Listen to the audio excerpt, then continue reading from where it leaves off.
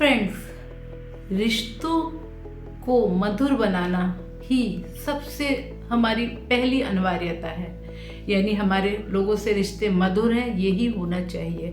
आजकल होता क्या है कि कुछ गलत फहमियों के रहते हुए जो मधुर संबंध होते हैं उनमें कड़वाहट पैदा हो जाती है।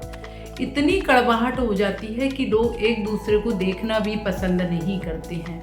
रिश्तों में ये दरार क्यों आती है? अगर वक्त रहते हुए भी इस दरार को भर दिया जाए तो शायद मैं सोचती हूँ कि हमारे रिश्ते मधुर हो सकते हैं। लेकिन हम लोग कोई भी, ना सामने वाला ना हम, कोई भी इनिशिएटिव नहीं लेता है, क्योंकि हम सोचते हैं कि हमने तो कोई गलती नहीं की है तो हम क्यों सॉरी बोलें। सामने वाला भी इसी गलतफहमी में रहता है, वो कहता है हमने तो कोई गलती की नहीं है तो हम क्यों उनसे माफ़ी मांगे। यानी दोनों ही अपने ईगो में रहते हैं। अब होता यह है कि संबंध खत्म हो जाते हैं, इतनी गहरी दरार पड़ जाती है कि उस दरार को अब पाटना नामुमकिन है। मतलब थोड़ा मुश्किल है, नामुमकिन तो नहीं है क्योंकि हर चीज़ मुमकिन है, नथिंग इज इम्पॉसिबल। लेकिन फिर भी वो दरार इतनी गहरी होती है जिसको पाटना थोड़ा मुश्किल हो जाता है। तो रिश्तों को समय रहते हुए उस दरार को भर लेना चाहिए। वो अपनी जिद में रहते हैं, हम अपनी जिद में रहते हैं। अगर ये जिद की गांठ टूट जाए, यदि इस जिद की गांठ को खोल लेंगे तो वो टूटे हुए रिश्ते तुरंत मधुर बन सकते हैं। लेकिन हम लोग इसके लिए एफर्ट्स नहीं करते हैं। अब छोटी सी जिंदगी है, इस छोटी सी जिंदगी में अगर हमने ना भी गलती किया और हम लोगों के सामने सॉरी बोल दें, सामने वाले से जाकर खुद हाथ आगे बढ़ा लें तो कोई दिक्कत की बात नहीं है। ये तो हमारे और बड़प्पन की निशानी है, क्योंकि अगर जो बड़ा व्यक्ति होते हैं, यानी फलों से लदा हुआ पेड़ होता है, वही झुका होता है। तो अगर हम झुक गए तो कोई गलत नहीं किया है, बल्कि हमने उन रिश्तों को मधुर बनाने की कोशिश की है, पहल की है।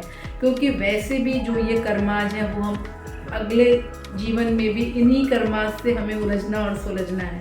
तो जितना हो सके हम इसी जन्म में अपने कर्माज को क्यों ना सुलझा के रखें, सबसे मधुर संबंध क्यों ना बना के रखें। क्योंकि लाइफ बहुत अनप्रेडिक्टेबल है, कब हम लोग चले जाएंगे किसी को नहीं पता है। तो फिर संबंधों को मधुर बना के रखना चाहिए। एक छोटा सा गाना मुझे याद आ रहा है, आज बहुत पुराने टाइम का गाना है और कभी हम यंग हुआ करते थे तो इस गाने को गुनगुनाते थे। आज 2 लाइनें यकायक याद आ गई हैं तो सोचती हूँ कि मैं आपके साथ शेयर करूँ।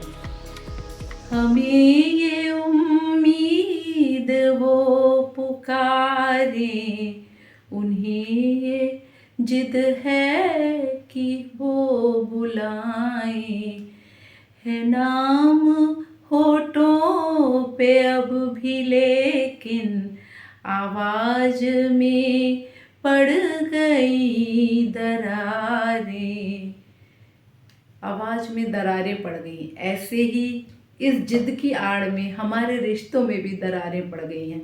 हम उनको आवाज़ देना नहीं चाहते हैं, वो हमें भी नहीं बुलाना चाहते हैं। तो ये जिद छोड़ो फ्रेंड्स, दोस्ती का हाथ बढ़ाओ, संबंधों को मधुर बनाओ। ये छोटी सी जिंदगी है, इसमें कड़वाहट ना रखो। मेरा संदेश आप लोगों के लिए यही है। तनिक इस पर सोचें, विचार करें और जहाँ जहाँ आपके संबंध मधुर नहीं हैं उनको मधुर बनाने की कोशिश करें। आपने देखा होगा कि पार्टी वगैरह में भी हम लोग क्या है, किसी के साथ हमारा बहुत मन करता है कि प्लेट लगा के गपशप करें, उनके साथ बातें करें, उनके साथ खाना पीना खाएं। और कुछ ऐसे लोग होते हैं जिनसे हम हलवाई करके दूरी बना लेते हैं। वो क्यों बना लेते हैं? हो सकता है कुछ पिछले कर्माज हो जिसकी वजह से हमें उनके साथ कंफर्टेबल फील नहीं होता है। तो आज हम जिन लोगों के साथ खराब संबंध जोड़ चुके हैं तो आगे अगले जन्म में भी वही लोग हमें मिलेंगे, फिर हमारे साथ वही रिपीट होगा। हम उनसे बात करना पसंद नहीं करेंगे।